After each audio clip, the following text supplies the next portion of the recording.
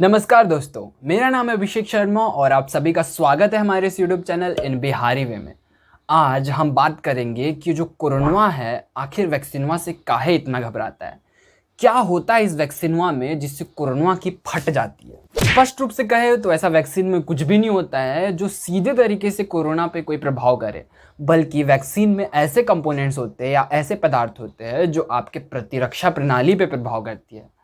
प्रतिरक्षा प्रणाली जिसके बिना ना बाबू आप अपने जीवन की कल्पना भी नहीं कर सकते हैं, चावला तो दूर की बात है। अगर ये आपके शरीर के भीतर ना हो तो आपका शरीर बाहर के कीटाणुओं, रोग जनकों और बीमारियों के लिए एक खुला न्योता होगा, एक खुला आमंत्रण होगा कि आओ बाबू और हमारी मार लो। पर ऐसा नहीं होता है। लगभग सभी प्रकार के जीवों में प्रतिरक्षा प्रणाली पाई जाती है। एक छोटे से ना दिखने वाले बैक्टीरिया का ही उदाहरण ले लीजिए, उनमें भी प्रतिरक्षा प्रणाली एंजाइम्स के रूप में पाई जाती है। एंजाइम्स एक तरह का प्रोटीन होता है जो बायोलॉजिकल कैटलिस्ट की तरह एक्ट करता है, जो आपके शरीर के अंदर होने वाली केमिकल प्रक्रिया रिएक्शन को फास्ट करता है ताकि हमारा शरीर सुचारू रूप से चलता रहे। एक बैक्टीरिया में भी यानी साधारण सी प्रतिरक्षा प्रणाली होती है जो उसको वायरस से बचाती है। ये वायरस ससुरा सबके नाक में दम करके रखा है। अब प्रतिरक्षा प्रणाली है क्या चीज़?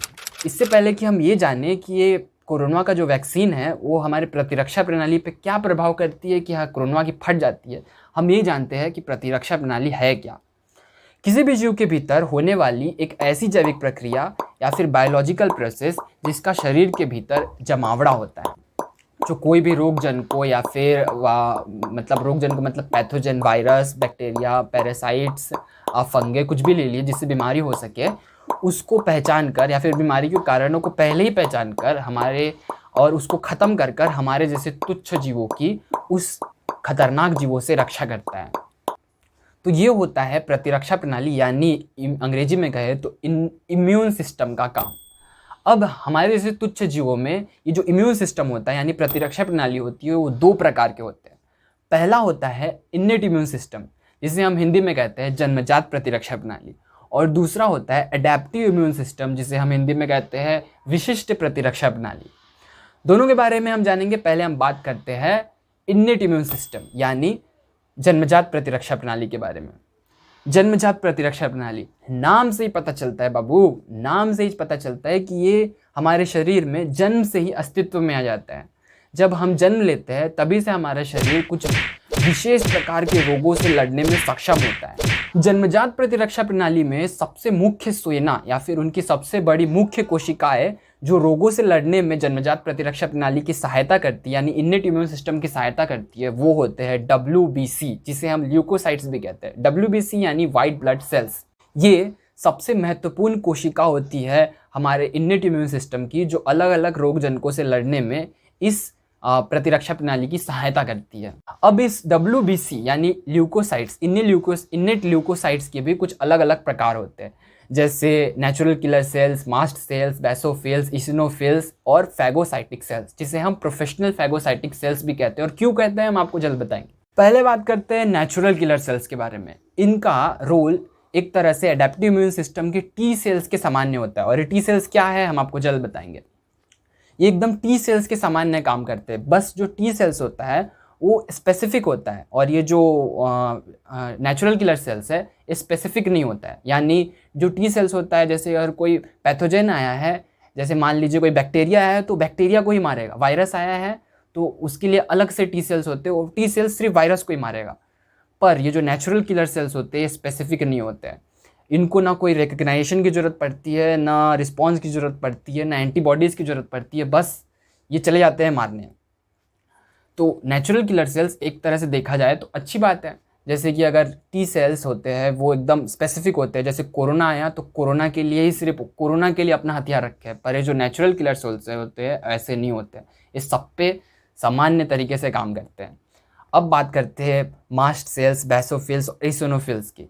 मास्ट सेल्स, बेसोफिल्स और इसिनोफिल्स ये तीनों एलर्जिक कंडीशन में काम आते हैं। जैसे हमारे इंसान में बात करें तो सबसे सीवियर एलर्जी होती है एनाफिलैक्सिस, जो इंसान को मौत के मुंह तक लेके चले जाती है।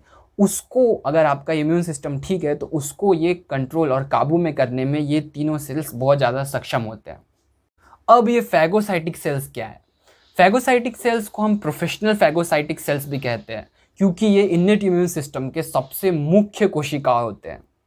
मतलब ल्यूकोसाइट्स, इन्नेट इम्यून ल्यूकोसाइट्स के सबसे मुख्य कोशिका होते हैं। फैगोसाइटिक सेल्स के 3 प्रकार होते हैं। पहला होता है न्यूट्रोफिल्स, डेंड्रिटिक सेल्स, मोनोसाइट्स जो मैच्योर होने के बाद मैक्रोफेजेस बन जाते हैं। फैगोसाइट्स का लिटरली मीनिंग होता है ईटिंग सेल्स। ये क्या करते हैं, सेल्स को खा जाते हैं। मतलब कोई पैथोजन आया उसको निगल जाते हैं। खाने की इस पूरी प्रक्रिया को हम कहते हैं फैगोसाइटोसिस। खाने के लिए अपना प्लाज्मा मेम्ब्रेन है वो एक्सटेंड करते हैं, और एक बार जैसे ही वो पैथोजन को इनगल्फ कर लेते हैं तो वो पैथोजन उनके अंदर स्टोर हो जाता है फैगोजोम में, और फैगोजोम जाके मिल जाता है उन्हीं के अंदर लाइसोसोम में, मर्ज हो जाता है लाइसोसोम के साथ। जिस लाइसोसोम में रहते हैं खूब सारे टॉक्सिक सब्सटेंसेस। एक बार मर्ज होने के बाद ये अंदरे अंदरे उस पैथोजन को मार काट खत्म कर देते हैं, पूरा धराशायी कर देते हैं, और कर देते हैं एक्सोसाइटोसिस, मतलब अपने सेल से, अपने कोशिकाएं से बाहर निकाल देते हैं। तो इस प्रकार ये उस सेल को, मतलब पैथोजन को खा के खत्म करके, मार काट के खत्म कर देते हैं। तो ये जो खाने वाले फैगोसाइटिक सेल्स है वो 3 प्रकार के होते हैं। पहला होता है न्यूट्रोफिल्स, दूसरा डेंड्रिटिक सेल्स, तीसरे मोनोसाइट्स जो मैच्योर होने के बाद मैक्रोफेजेस बन जाते हैं।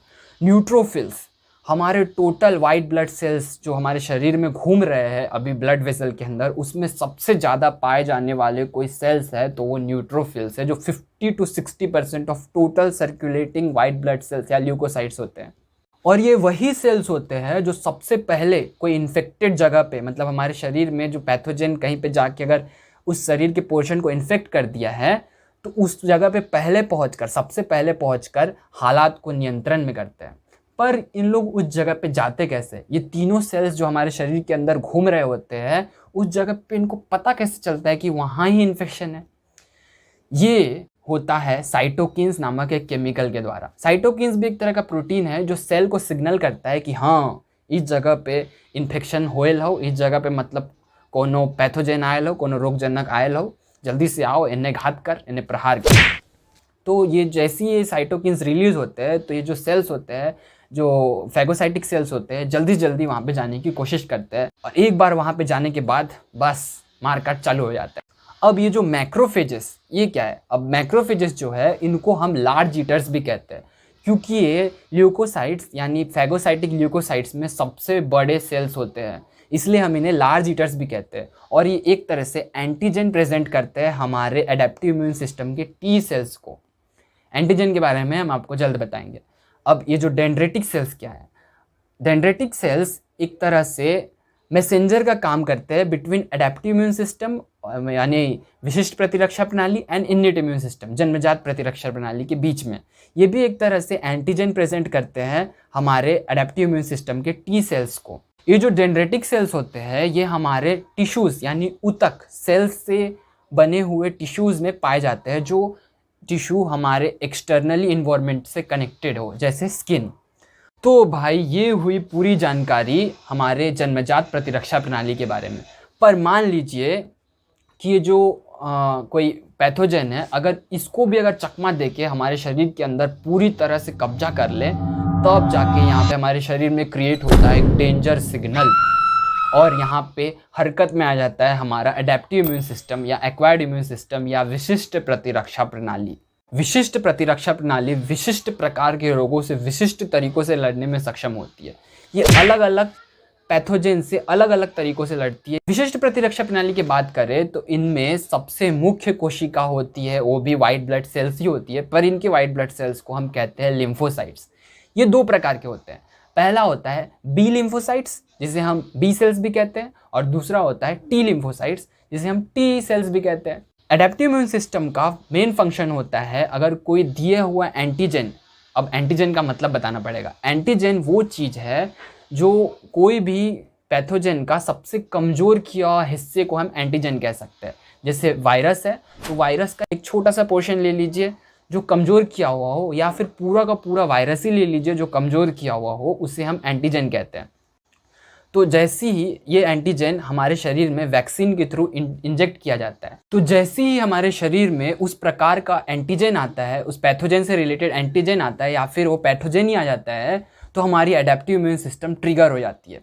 एडेप्टिव इम्यून सिस्टम का सबसे मुख्य काम होता है दिए हुए एंटीजन जो डेंड्रेटिक सेल्स के द्वारा एडेप्टिव इम्यून सिस्टम को एंटीजन प्रेजेंट किया गया हो, उसको पहचान कर उसके खिलाफ एक्शन लेना, उसके खिलाफ में एक रिस्पॉन्स क्रिएट करना, और साथ ही साथ उस एंटीजन से रिलेटेड एक इम्यूनोलॉजिकल मेमोरी या फिर एक मेमोरी बनाना बी सेल्स और टी सेल्स के माध्यम से, ताकि अगली बार वो एंटीजन फिर से या फिर उससे रिलेटेड कोई वायरस फिर से आए तो उस पर शीघ्र से शीघ्र घातक प्रहार किया जाए। तो जैसे ही हमारी एडेप्टिव इम्यून सिस्टम हरकत में आती है, एंटीजन प्रेजेंट कर दिया जाता है, तो बी सेल्स और टी सेल्स दोनों एक्टिव हो जाते हैं। बी सेल्स जैसे एक्टिव होते हैं तो उनका सबसे पहला काम होता है एंटीबॉडीज बनाना। एंटीबॉडीज एक वाई शेप्ड प्रोटीन होता है जो हमारे शरीर में आए हुए पैथोजन को जाके कर देते हैं लॉक, अपने वाई शेप्ड प्रोटीन से जाके कर देते हैं लॉक, ताकि वो पैथोजन ज़्यादा से ज़्यादा अपने आप को रेप्लिकेट ना कर पाए, मतलब अपने आप की कॉपीज ना बना पाए और घातक प्रहार हमारे शरीर में ना करे। ये जो एंटीबॉडीज है इन्हें हम इम्यूनोग्लोब्यूलिन्स भी कहते हैं। ये 5 प्रकार के होते हैं। IgA, IG का मतलब है immunoglobulin antibodies, IgA, IgD, IgE, IgG और IgM। अलग अलग एंटीबॉडीज अलग अलग प्रकार के एंटीजन या फिर पैथोजन से लड़ने में सक्षम होते हैं। क्योंकि ये स्पेसिफिक होते हैं, इसीलिए जैसे हम आपको पहले बोले थे ये स्पेसिफिक होते हैं, इसलिए अलग अलग एंटीबॉडीज अलग अलग प्रकार के पैथोजन से लड़ते हैं या फिर एंटीजन से लड़ते हैं। तो बी सेल्स का तो काम होता है भाई एंटीबॉडीज बनाना, पर ये जो टी सेल्स होते हैं ये बहुत खतरनाक होते हैं। इनका काम होता है मार काट करना। ये 3 प्रकार के होते हैं। एक होते हैं किलर टी सेल्स, किलर, और दूसरे होते हैं हेल्पर टी सेल्स, और तीसरे होते हैं regulatory T cells. Killer T cells का काम होता है सिर्फ मार काट करना, जो एंटीबॉडीज जिससे जाके चिपक चुके हैं उसको जाके ख़त्म करना। एंटीबॉडीज जो पैथोजन से जाके चिपक चुके हैं और टांग नहीं पसार रहे उसको जाके ये ख़त्म कर देते हैं। दूसरे होते हैं हेल्पर टी सेल्स। ये क्या काम करते हैं, ये हमारे एडेप्टिव इम्यून सिस्टम और इनेट इम्यून सिस्टम के रिस्पॉन्स को नियंत्रित करते हैं और सही फैसला लेते हैं कि क्या काम करना है इस वक्त में। तीसरे होते हैं रेगुलेटरी टी सेल्स, जो हमारे पूरे इम्यून सिस्टम को मैनेज करते हैं, ठीक ठाक रखने में सहयोग प्रदान करते हैं। ये जब पूरा मारकाट बी सेल्स और टी सेल्स कर लेते हैं तो ये सेल्स भी नष्ट हो जाते हैं। पर ये सेल्स फिर नष्ट होने के बाद आते कहाँ से? ये सेल्स आते हैं हमारे हड्डियों के अंदर से। हमारे हड्डी के अंदर होता है बोन मैरो, और ये जो सेल्स होते हैं हमारे बोन मैरो के अंदर हेमाटोपोएटिक स्टेम सेल्स से अंदर बनते रहते हैं, अभी भी शायद बन ही रहे होंगे। ये जितने भी इनेट इम्यून सिस्टम या फिर एडेप्टिव इम्यून सिस्टम के हमने जितने भी सेल्स बताए, ये सभी हमारे हड्डियों के अंदर हेमाटोपोएटिक स्टेम सेल्स में हर समय बनते रहते हैं। बी सेल्स और टी सेल्स की बात करें तो इनकी एक और मुख्य भूमिका होती है, ये एक तरह से मेमोरी सेल्स भी कहलाते हैं। मेमोरी सेल्स इसलिए कहलाते हैं कि जैसे ही हमारा जो एडेप्टिव इम्यून सिस्टम है वो हरकत में आता है और ये जो बी सेल्स और टी सेल्स है अपने आप को ज़्यादा से ज़्यादा बनाना चालू कर देते हैं, मतलब रेप्लिकेट करना चालू कर देते हैं, तभी जो इनके ऑफस्प्रिंग्स होते हैं, मतलब छोटे छोटे बच्चे होते हैं, ये कन्वर्ट हो जाते हैं मेमोरी सेल्स में। जैसे ही कोई पैथोजन इंटर करता है और उसके खिलाफ जब बी सेल्स और टी सेल एक्टिवेट होते हैं तो उससे रिलेटेड ऑफस्प्रिंग मेमोरी सेल्स कहलाते हैं, मेमोरी सेल्स बन जाते हैं, ताकि अगली बार फिर से अगर वही प्रकार का एंटीजन हमारे शरीर को मिलता है, हमारे शरीर के अंदर वही प्रकार का पैथोजन आता है, तो उस पर शीघ्र से शीघ्र घातक प्रहार किया जा सके। तो ये जो वैक्सीनवा है आखिर क्या प्रभाव करता है हमारे प्रतिरक्षा प्रणाली पे? बाबू, ये जो वैक्सीनवा होता है ना, उसमें होता है एंटीजन। एंटीजन मतलब एंटीबॉडी जनरेटर, वही जो हम आपको बताया है कि किसी भी वायरस या फिर पैथोजन का एकदम छोटा सा कमज़ोर किया हुआ हिस्से को हम एंटीजन कहते हैं। तो सबसे मेन कंपोनेंट वैक्सीन में होता है वो होता है एंटीजन। एक बार ये वैक्सीन जैसे हमारे शरीर में इंजेक्ट किया जाता है तो हमारा शरीर का जो एडेप्टिव इम्यून सिस्टम और इनेट इम्यून सिस्टम है दोनों रिस्पॉन्स करना चालू कर देते हैं।